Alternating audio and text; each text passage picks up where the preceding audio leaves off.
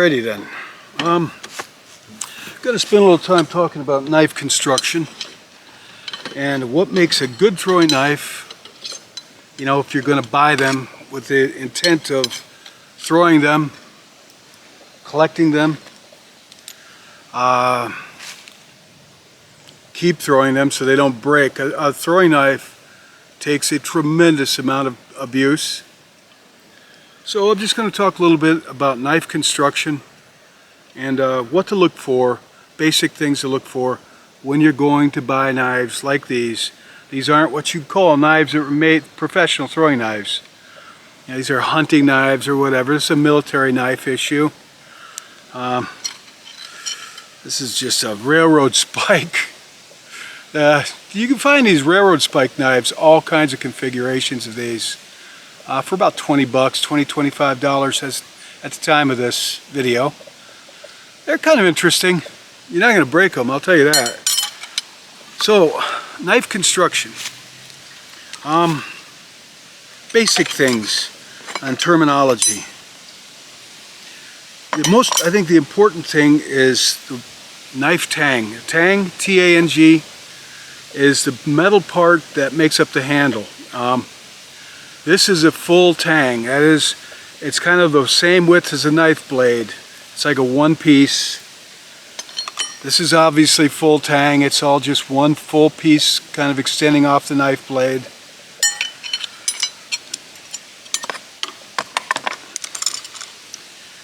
This is obviously a full tang knife. Extending off the knife, you can see the whole handle is just a big metal piece. Picture full tang versus partial tang that I drew. Full tang versus partial tang. And the thing with the tang, T-A-N-G, tang, a full tang knife is going to hold up a lot better and longer from the abuse of throwing, as to where a partial tang knife will break fairly quick. So you want to look for a knife with a full tang on it. Here's a picture. You can see what to look for on the handle. You can usually see the knife metal all the way around the handle. Here's a picture of that.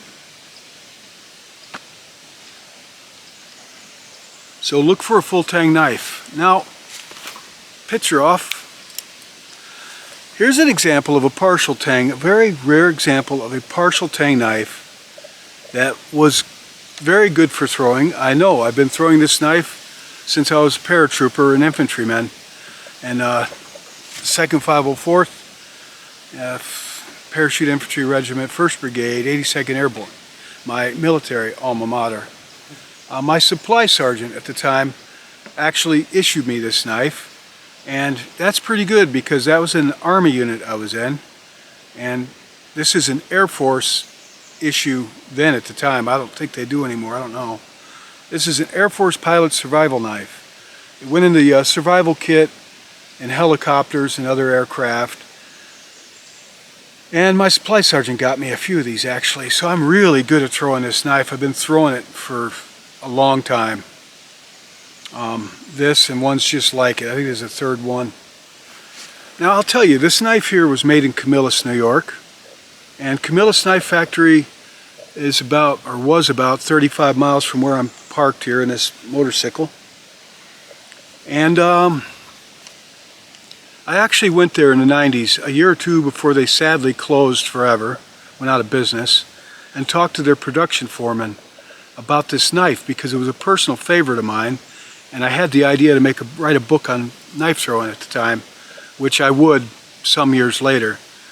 And he told me about this knife. He was more than happy to talk to me about this knife. They've been making it since the Vietnam era, the 60s, and they tempered it. He told me that the tip is tempered very hard so it could punch through, a pilot could punch through the aluminum of a downed aircraft, you know, a helicopter or A-10 or some downed aircraft. He could punch through that and maybe help get him out.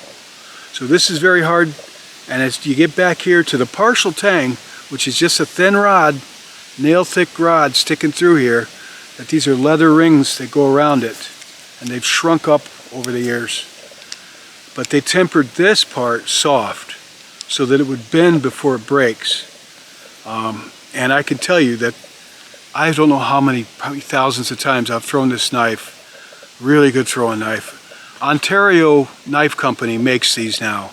Ontario Knife Company makes the Air Force Pilot Survival Knife. I don't know if they temper them like Camillus did, where the handle tang was tempered with the rings going over it. I don't know. Hopefully. But this one actually held up over the years pretty well. And it's the only example of a partial tang knife that I can think of that will take the abuse of throwing repeatedly without breaking. Most of them they'll break off before they bend.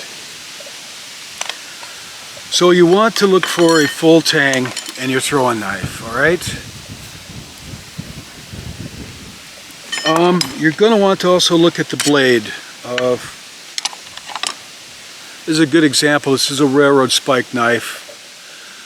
You see the center here where it's thick? That's like a dagger. This is called the spine of the blade. The thick part is the spine of the blade. You're going to be looking for a knife with a thick spine going all the way to the tip. You can see this one, true to dagger form, it goes down the center like a spear point. Very thick spine. Now I'm going to break this knife, throwing it. A lot of knives like this Buoy, rather inexpensive Buoy, but a personal favorite. The spine is really up here, the top. That's the thick part of the knife. And this one's pretty darn thick. You can see where I've been hammering on this one to split wood. I use this knife for more than throwing. I do a lot of gardening with this knife, take it on campouts. It's just a good knife all the way around, and will in this video disclose where to get this. Very inexpensive. You're not going to break it. You're not. Alright. So you're going to want to look for a knife with a full tang. You're going to want to look for a knife with a thick spine, be it the spine up top here, or it could be a thick spine down the middle, as this one. And here's another thing to look for a knife. This is a Buoy knife. I mean, this costs about 20 bucks. And they call it a Buoy knife. That's a pretty generic term anymore, Buoy knife. But it is a Buoy knife, you can tell by the tip. This also is a Buoy knife. Large Buoy, both of them. This one sticks better than this one. I can throw this at a fairly hard target, be an oak tree, and sometimes it'll bounce off even though I hit point first. This one doesn't bounce off. So pointiness counts in knife throwing. And you can see the spine on this one is a little different than this. The way the spine rides all the way up to the tip. So just something to look for. It gives the tip strength like a spear point. It's thick. So look at the spine, a thick spine that's going to support the tip of the knife so it doesn't snap off. Alright, some things to look for. Inexpensive. I don't know about you, but all my throwing knives cost anywhere between $7 and $25. I mean, I'm not going to throw an expensive knife. I've got expensive knives, kitchen knives namely, that I'm not going to throw because in the years past, I've been throwing 50 years. You can believe that I broke some throwing knives. Not throwing knives, some expensive knives. Throwing knives I wished I hadn't because they didn't have a full tang. I can think of a Fairbanks Sykes dagger World War II reproduction, and I broke that knife and it was expensive. It was a work of art. It had a partial tang. Or the blade, it didn't have a thick spine like a kitchen butcher knife really isn't made to take the abuse. It's fairly thin, snap off. Or it was a very, very, very hard high carbon knife, like a lot of high-end kitchen cutlery are. Generally you get your cheaper knives. This is made in, I don't know, I think it's made in Pakistan. It's a decent steel, but it's a fairly soft steel. Even though it's a carbon steel, which means it has enough carbon, like this railroad spike, it will rust, left out. This knife will bend before it breaks. So a cheaper knife generally isn't going to be a brittle knife. Like, you don't want to throw a knife with a ceramic blade. No way, it'll break. You can throw it once, and you can throw it in the garbage. Another knife you don't want to throw, and this is just pretty much common sense, but in case you don't know, I'll let you know so you don't ruin anything nice. Any folding knife. Any folding knife. Oh, can I throw this knife? Yeah, I could throw this knife.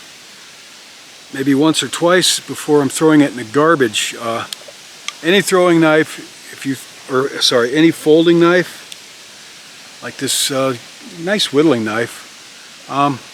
It's got a clip blade on here somewhere. There it is. Come on. I don't use the clip blade much on this. This is the one I carve with. So I use the sheep's foot edge blade. You know, yeah, I can throw this and stick it pretty good. I know better though, because I've broken some pretty darn good pocket knives till I finally got through my thick head. Stop throwing pocket knives unless you don't care if they break, because they will break. That goes for switchblades, bolo knives, any type of folding knife. You know, lock blades. Unless you want to throw that knife away, don't throw it, or unless it's an emergency. So don't throw these as a rule. I think that's it. I think that's all I can't think of anything. Knife construction. When I get into the lesson on making modifications to throwing knives, I'll talk more about knife construction when it comes to throwing knives. But when it comes to going out and buying knives that you want to throw, that's what to look for. Full tang and a thick spine. You know, be it like these two buoys that pretty much go up the top, or this spear, spike, fantasy knife, whatever you want to call it, made out of a railroad spike, where the spine goes right down the center. But this is really solid. Got a couple of them. It's not going to break. It's a good thrower. All these knives are good throwers, honestly. The reason I like this one is because this is not just a good thrower, it's also a good gardening tool, utility knife. It's really heavy. And I'll tell you more about this knife when I do about knife construction. Finally, when it comes to knife construction, what makes a good knife, I want to talk about what's called professional throwing knives, which I don't have any of. Well, I have one. I have a small one. I don't have it on me. A friend got them for me. Set of 3. I have one left. I don't know where the others went. It had a full tang. It had some fantasy, it had like a serrated edge on it. Hold on a second, I'll get it. I'll get it.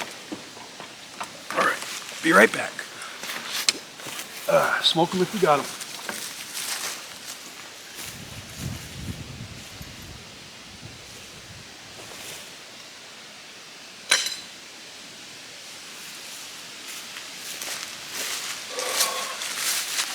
All right.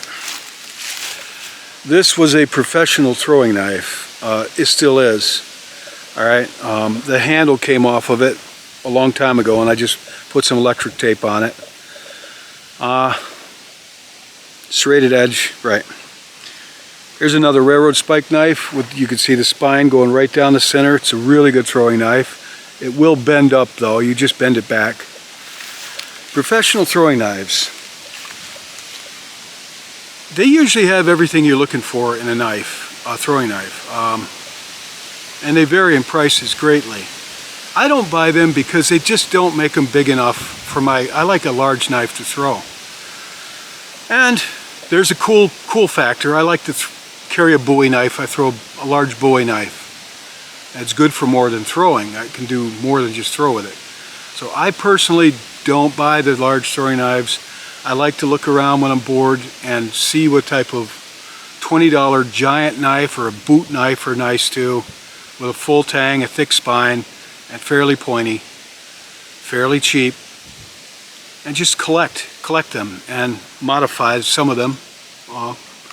And I'll get into modifications in one of my next classes coming up. So, knife construction. Oh, I left out something. Sorry.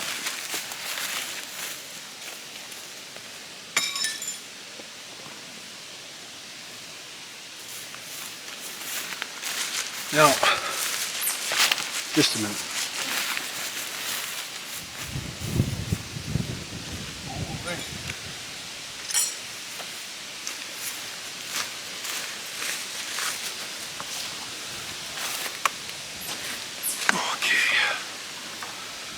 Because this is a kind of a favorite throwing knife of mine, all right, and it's pretty cheap, and they still make them, and they're still pretty cheap.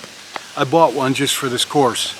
This is what that knife looks like, brand new in the box. I haven't even opened this. I think I paid $22 for this, and I'll put up information where to get it. But this one comes with the sheath, leather. I generally don't hang on to those, but you may want to. There she is. Got a little rubber boot there so it doesn't punch through the box, I guess.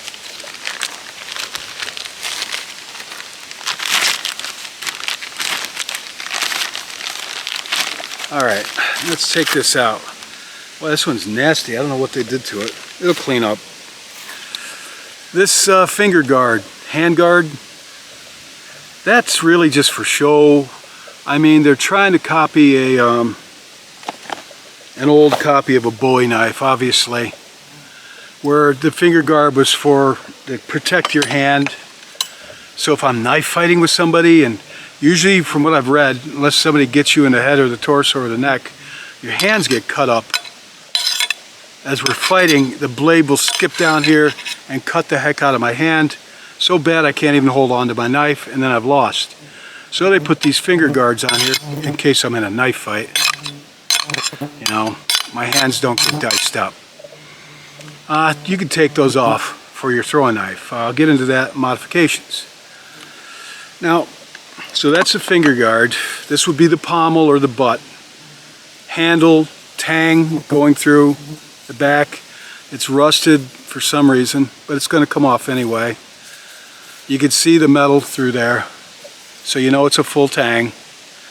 When you can see the metal coming through the handle all the way around, it's a full tang. Alright? Spine of the knife, business end. You almost kind of the same knife. I guess so. Alright. Well, there you have it. Knife Anatomy 101. Okay, there'll be a little more on this when we get into knife modifications. A little bit on that. And class dismissed.